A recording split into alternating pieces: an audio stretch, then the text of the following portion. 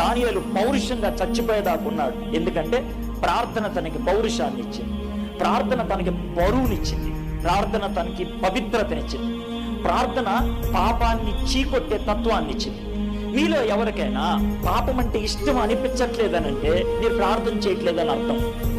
మీలో ఎవరైనా పాపం చూసి ఏమి మీకు అనిపించట్లేదంటే ప్రార్థన చేయట్లేదని అర్థం. న్యూస్ పేపర్లో పాపం గురించి చదివినప్పుడు గుండెల్లో కొంచెం పిసికేసినట్లు అనిపించట్లేదంటే ప్రార్థన లోపమైందని అర్థం.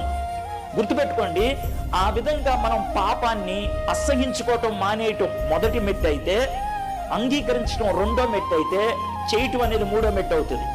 కాబట్టి పాపానికి ఒక మెట్టు దగ్గర అయిపోయాం, అసహించుకోవడం మానేసామంటే. కాబట్టి పాపాన్ని అసహించుకునేటట్లు చేయాలి.